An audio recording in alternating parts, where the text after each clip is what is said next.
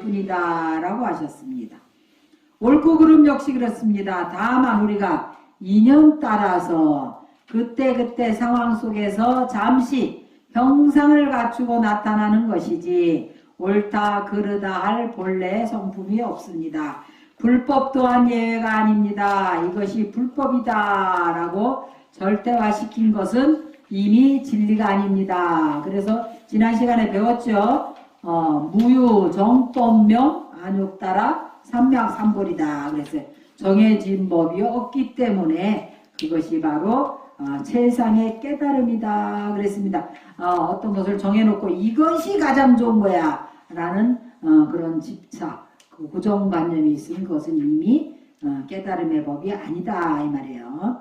자, 부품 일상무상분이다 그랬습니다. 하나의 상도 본래 상이 없는 것이다 그랬어요. 본래 보려고 하여도 볼 수가 없고 들으려고 하여도 들을 수 없는 이 한 물건을 능히 얻었다고 할 수 있겠는가. 자, 일상무상분 우리가 함께 같이 읽어보겠습니다. 164페이지. 수보리여 그대는 어떻게 생각하느냐. 수다원이 나는 수다원과를 얻었다고 생각하겠느냐. 수보리가 대답하였습니다. 아닙니다. 세존이시여. 왜냐하면 수다원을 일러 흐름에 들어간다고 하지만 들어가는 바가 없으니 빛과 소리와 향기와 맛과 감촉과 법에 들어가지 않으므로 이름이 수다원입니다. 수보리여 그대는 어떻게 생각하느냐. 사담이 나는 사담과를 얻었다고 생각하겠느냐. 수보리가 대답하였습니다. 아닙니다. 세존이시여. 왜냐하면 사담을 일러 왕래한다고 하지만 실로 왕래함이 없으므로 이름이 사담입니다. 수보리여 그대는 어떻게 생각하느냐. 아남이 나는 아남과를 얻었다고 생각하겠느냐. 수보리가 대답하였습니다. 아닙니다. 세존이시여. 왜냐하면 아남을 일러 되돌아오지 않는다고 하지만 실로 되돌아오지 않음이 없으므로 이름이 하나입니다. 수보리여 그대는 어떻게 생각하느냐. 아란이 나는 아란도를 얻었다고 생각하겠느냐. 수보리가 대답하였습니다. 아닙니다. 세존이시여. 왜냐하면 실로 법이 있음이 없으리라. 이름이 아라니라 하기 때문입니다. 세존이시여. 만일 아라니 나는 아란도를 얻었다고 생각한다면 아인 중생 수자의 십자가인 것입니다. 세존이시여. 부처님께서 말씀 말씀하시되 제가 다툼이 없는 삼매를 얻은 사람 가운데 가장 제일이 됨이라 하시니 이는 제일의 욕을 여인하라니입니다. 세존이시여 저는 제가 욕을 여인하라니라고 생각하지 않습니다. 세존이시여 제가 만일 내가 아란도를 얻었다고 생각한다면 세존께서는 수보리는 아람나임을 기꺼워하는 자라고 말씀하시지 않았을 것입니다. 수보리가 실로 행하는 바가 없으므로 수보리를 이름하시되 아람나임을 즐긴다고 하십니다.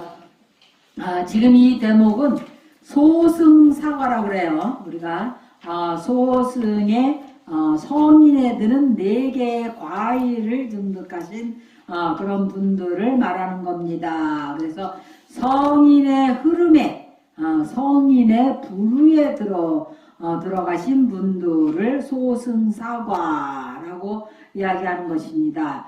중생과 부처가 둘이 아니라는 가르침을 가슴에 새기던 수보리는 또 다른 의문과 마주치게 됩니다. 완전한 깨달음의 경지에 이르기 위해서는 소승의 성문사과의 4가지 단계를 거쳐야 한다고 했는데 중생이 본래 부처라면 그 단계가 왜 필요한가? 또 수행을 통해서 성과를, 그런 소승사과를, 과일을 얻는 것이 또 무슨 의미가 있단 말인가? 수보리가 이런 마음을 낸 것을 알아차린 부처님이 질문을 던집니다. 수다원이 스스로 내가 이 정도로 수행을 했으니 이제 나도 성인의 흐름에 들었구나 라고 생각을 하겠느냐 했어요. 순간 수보리는 자기가 다시 상에 집착했음을 알아차립니다. 성인의 흐름에 들었다는 것은 나와 너를 구분하고 하는 분별과 아상을 버리기 시작했다는 것을 의미합니다.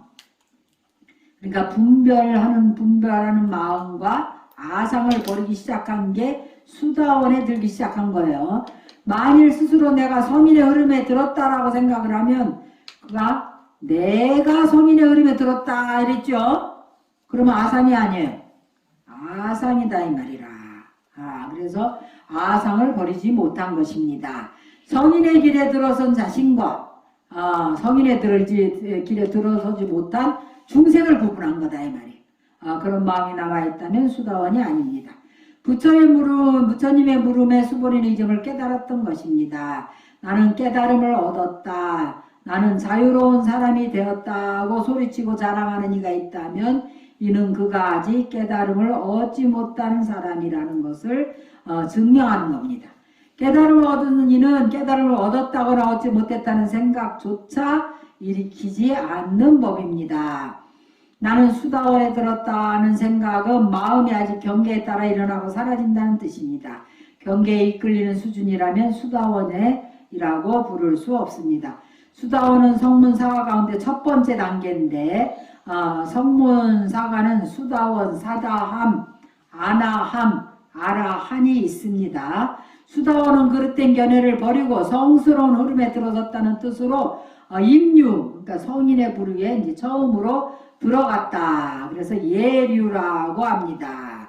또 생사의 흐름을 거슬러 괴로움의 세계로 나아가는 사람이라는 뜻으로 생사의 흐름을 거슬렀다 해서 영류라고 말하기도 합니다. 세상의 흐름을 거스른다는 것은 쉽지 않은 일입니다. 하지만 물결에 휩싸여 떠내려가다 보면 결국에는 소용돌이에 휘말려서 죽게 됩니다. 힘이 들더라도 흐름을 거슬러 밖으로 나와야만 괴로움의 삶에서 벗어날 수 있습니다. 여러분들이 와서 공부하고 정진하고 하는 것은 지금 어떤 거예요? 생사의 흐름을 거슬러서 밖으로 나올 수 있는 거다. 그렇지 않고 우리 스님들이 머리 깎고 지금 출가해서 모든 그런 육군의 경계를 단속하고 오욕을 단속하고 부처님 말씀대로 살려고 노력하고 배우고 하는 것은 지금 생사의 흐름을 끊고 현 성승의 무리에 들어가려고 노력하는 거예요. 그렇게 아직 안 하는 사람은 뭐라고 그랬어요? 그대로 그냥 생사 흐름대로 계속 떠밀려 가는 거죠. 떠밀려 가다가 결국은 소용돌이를 만나서 죽게 된다. 죽게 되면 그냥 죽으면 다행인데 그 다음에 어디로 가느냐 이 말이다. 그 다음이 문제야. 그 다음이 죽는 거야. 뭐 어차피 누구나 다 죽는데. 그래서 우리가 임종을 하고 다음 생에 어떻게 할 건가. 우리가 살아있을 때 정기예금을 들으면서 다음에 우리 아이가 학교를 가고 대학을 갈 때 다 대비를 하죠. 우리가 좀 봉급하면은 막 일부 적금을 해갖고 우리가 나중에 집을 사갖고 편하게 살 걸 다 대책을 세우고 살죠. 그런데 왜 다음 생은 대책을 안 세우고 살아요? 단견이다 이 말이야. 단견. 안목이 짧아. 그지? 지금 당장 현생만 보는 거예요. 사실은 세월 금방 갑니다. 여러분들이 나이가 지금 5, 60, 70 다 되셨을 텐데 5, 60, 70 금방 가죠? 다음 생 금방 옵니다. 그런데 왜 이 생만 생각하고 다음 생 준비 안 할까? 그래도 여러분들은 참 다행이죠. 부처님 말씀을 이렇게 듣고 진리를 생각하고 생사의 흐름을 거슬러 올라서 성인의 무리에 들을 수 있는 준비를 하고 있다. 그래서 가장 안전한 방법이 어제 우리가 캄투 린포체라고 내가 인도 따시종에서 공부했을 때 거기 환생자 린포체세요. 그분이 제가 공부할 때만 해도 그분이 이제 뭐 10살 뭐 열 몇 살 이러셔가지고 그냥 걸어 다니시는 것도 무리를 걸어 다니시는 것 같아. 몸이 출렁거리지를 않아. 원래 여기서 이제 아라한과 이제 나한님들이라 그러거든요. 소승사과에 나오는데 이분들은 걸어 다닐 때 발이 땅에서 이렇게 떨어져서 걸어 다닌다고 그래요. 그래서 꽃을 뿌려놔도 꽃을 밟지를 않는다고 그래. 근데 우리 캄투 린포체 어렸을 때 모습이 그냥 무리를 걸어 다니는 것 같았어. 그리고 한 번도 노라는 단어가 없어요. 부정적인 언어를 한 번도 사용한 적이 없으시다는 거예요. 그리고 제가 거기서 당신 한 22, 23살 때까지 있다가 나온 것 같아요. 20대 초반에 나온 것 같은데 그때까지도 캄투 린포체 말씀을 한마디도 안 하시는 거야. 그래갖고 그분 목소리를 들어본 사람이 없어요. 그래갖고 우리는 앉으면은 저분이 도대체 환생자라는데 도대체 법문을 할 수 있을 것이냐 없을 것이냐 그걸 가지고 맨날 토론을 했어요. 그래갖고 마을 사람들이 스님들은 캄투 린포체 목소리 들어보셨어요? 막 이렇게 물어보시고 그러셨는데 어느 날 제가 당신 이 25살 때는 법문을 막 유창하게 하시는 그런 꿈을 꿨어. 그런데도 저는 당신 법을 못 듣고 이제 한국에 왔는데 지금 이제 한국 사람들하고 깊은 인연이 있다 하시면서 가는 데마다 법문을 하시고 그래서 엊그제도 이제 서울 가서 마하무드라라고 대수인 우리가 직지인신 견성소불하는 심지법문 그 법을 듣고 왔어요. 그 법을 듣고 왔는데 그 법의 키워드는 뭐냐면 우리 마음을 어떻게 두냐면 분별망상이 없이 어린아이가 서너 살짜리 어린아이가 이 법당을 쳐다보듯이 부처님을 쳐다보듯이 그런 마음이어야 바로 순수한 우리의 본성자리를 인지하게 된다. 이렇게 말씀하셨어요. 서너 살짜리 어린아이가 법당을 보면 어떻게 볼까? 생각이 있을까 없을까? 아무런 생각이 없는 그 마음. 그 마음이 바로 우리의 심지, 마음의 본성이라는 거예요. 그런 마음을 평소에 쓸 수 있을 때 우리 본연의 불성자리와 하나가 될 수 있다. 이런 말씀을 하시는 거예요. 그러니까 마음을 부지런히 옳고 그름을 따지는 것이 도움이 될까 안 될까? 안 되죠. 그리고 어제는 여기 가까운 행복선언에서 그 아미타 부처님 관정을 하셨어요. 다음에는 우리도 이제 아미타 부처님 관정을 받아 청하려고 하는데 관정을 받으니까 벌써 기운이 틀리시는 거야. 막 그 기운이 확확 느껴지더라고.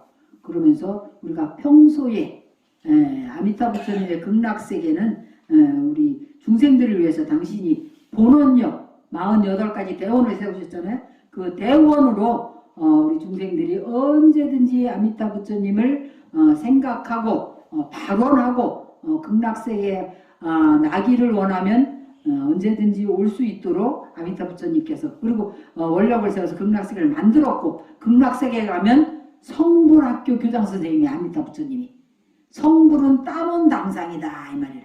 그래서 평소에 여러분들이 뭐가 중요해? 하문감사도 지시려고 못한다고 내가 가야 되겠다라는 마음을 내야 되겠죠.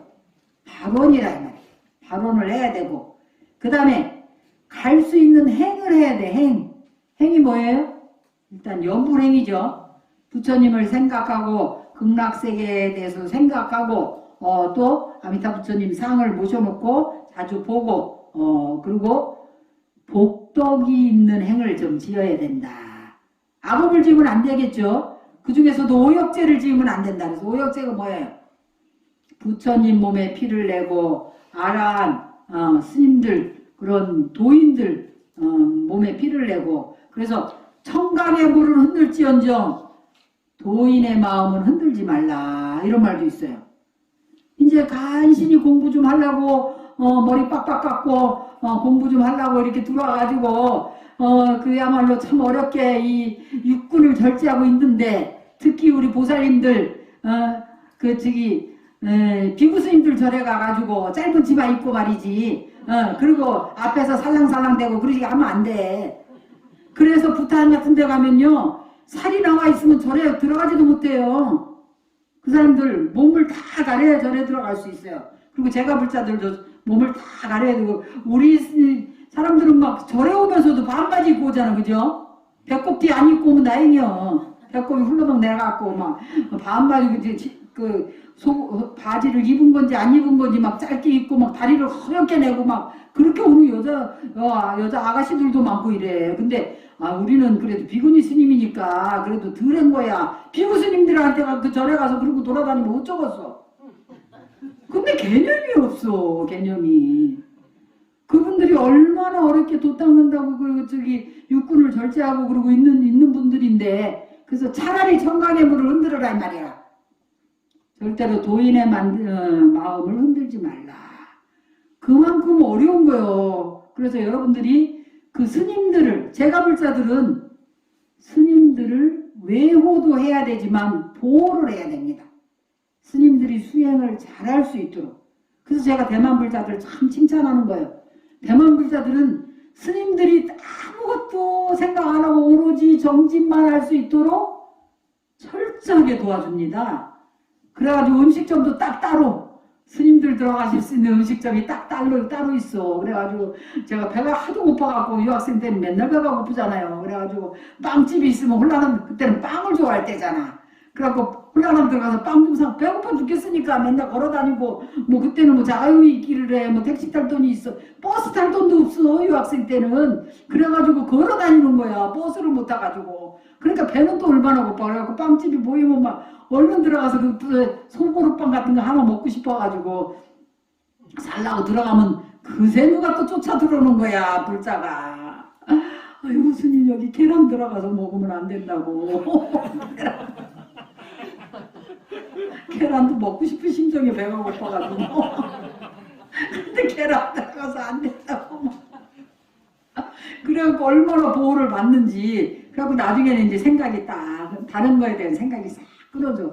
오로지 정진만 해. 그래서 대만 스님들은 오로지 그냥 오후불식이야. 오후에 뭐 밥도 안 먹고 시간은 많고 또 법문은 누가 다 했냐면 처사님들이 다 해. 막 대학 교수, 뭐 국회의원 이런 사람들이 법문을 다 해요. 그래가지고 뭐 택시 기사들이 전부 테이프 지금은 뭐 전부 유튜브로 듣지만 옛날엔 테이프 이렇게 누르는 테이프로 들었는데 테이프로 해가지고 그 거사님들이 하는 법문 거사님들이 얼마나 깊이 있게 공부를 너무 많이 해갖고 그 사람들은 어렸을 때부터 모태신앙이잖아요. 아침에 돌을 들으면 저녁에 죽어도 좋다. 이래가지고 절에 가면은 80명, 100명이 절에 오면 85명은 남자들이에요. 다 거사들이요. 여자분들은 오고 그 보살님들은 열댓 명도 안 와요. 전부 거사님들 와서 공부합니다. 그러니까 뭐 불법에 대해서 너무나 해박하고 깊이 있게 알아. 그러니까 스님들은 법문할 필요도 없어. 대만 가면 그냥 나무 아미타불 연불만 하고 있으면 돼. 스님들은 증명만 하고 있으면 돼. 이렇게 부처님을 상징적으로 대표하는 인물이죠. 스님이 왜 부처님이 내려와서 법문하는 거 아니잖아요. 그래갖고 절을 지키고 또 절을 잘 지키고 이래.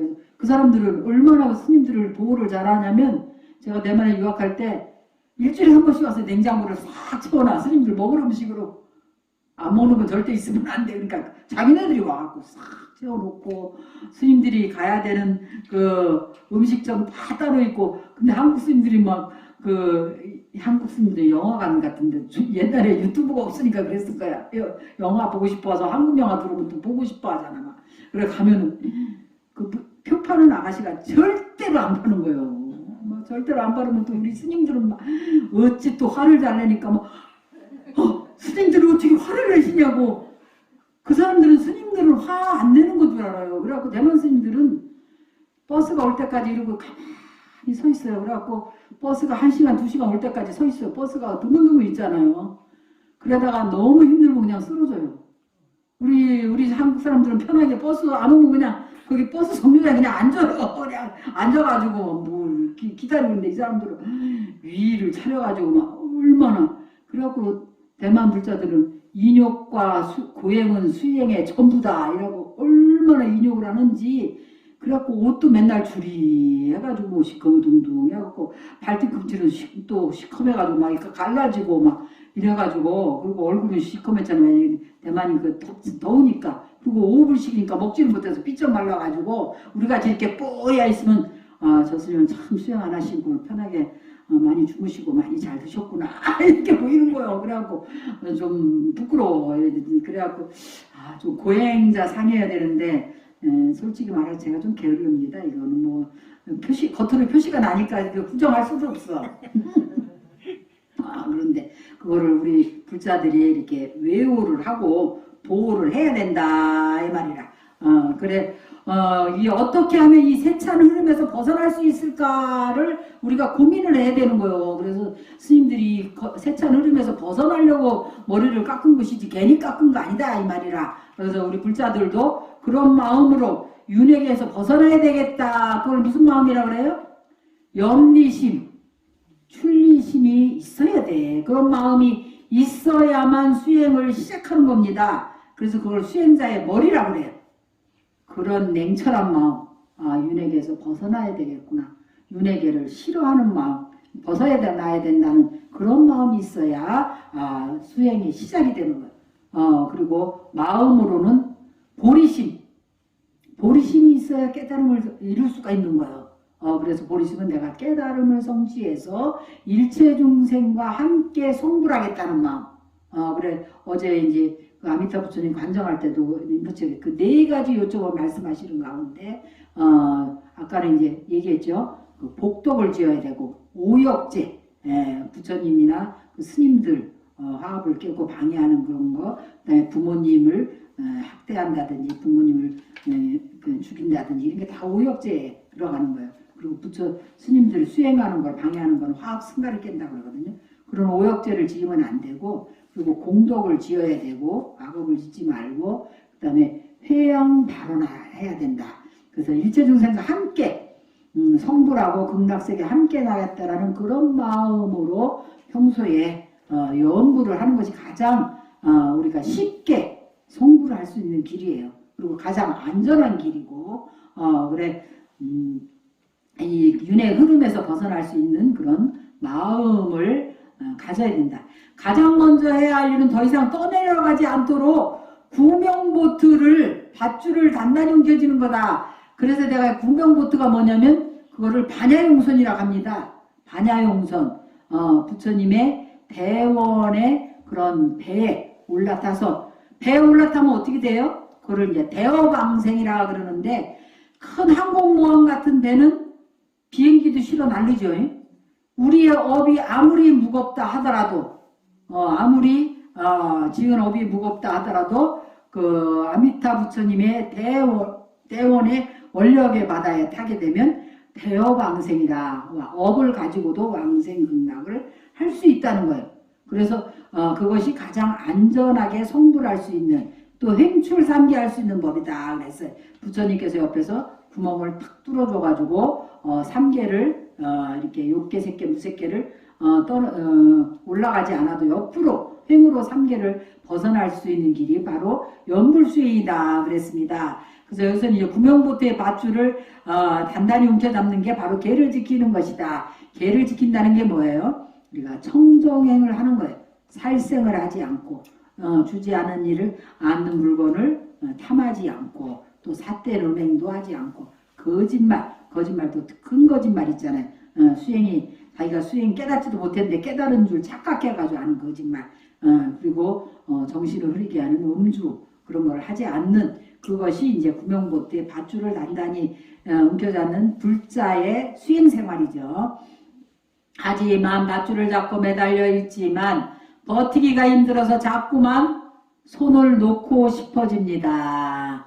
여러분도 손 놓고 싶으시죠? 편하게 좀 살고 싶지. 두 다리 쭉 뻗고 기대. 어쩌면 이제 금강경 수업도 좀 하루 빠졌으면 좋겠고. 내가 하루 빠지는 거 별로 안 좋아하는 이유 중에 하나는 한 번 빠지면 계속 빠지고 싶어요. 그죠? 그렇기 때문에 학교 안 간 학생이 그 다음에도 또 안 가고 싶듯이 그렇기 때문에 될 수 있으면 빠지지 말라는 거예요. 오늘 뭐 많이 꽉 찼네. 사진 한 장 찍어주세요. 네, 지금 오늘 오랜만에 좀 꽉 찬 것 같으네. 네. 그래서 손을 놓고 싶어지는 그걸 뭐라 그래? 불교어로 해태심이 난다 이 말이에요. 해태심. 그래서 가장 우리가 수행을 하는데 가장 귀하게 여기는 것은 지구력이 지구력. 그래서 한 번 딱 물었다 하면 놓지를 않아야 된다. 그래서 제가 우리 한인 스님들한테 그래요. 우리 스님들은 악어띠가 돼야 된다. 뭐든지 한 번 잡았다 하면 끝까지 놓지를 말아야 돼. 성취할 때까지. 수행이라는 거는 집중을 해서 어느 힘을 얻을 때까지 그거를 등력한다 그러거든.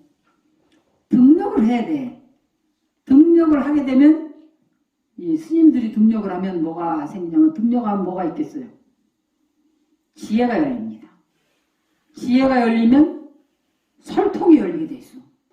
법문이 그냥 줄줄 나와 저절로. 그래서 수행에 힘 있는 분들 보면 저도 뭐 말을 못하는 편은 아닌데 어떤 큰 스님들 보면 어떻게 저렇게 말을 참 맛있게 말이 맛있어야 돼. 이게 하면 듣기 싫으면 듣기 싫잖아. 졸리고. 그러니까 일단 말을 맛있게 하면서도 마음에 와서 착착 안기게 마음이 착착 앵기게 하고 또 전곡을 찌르고 또 뭐요? 대기설법. 그 사람은 거기에 관심도 없는데 이제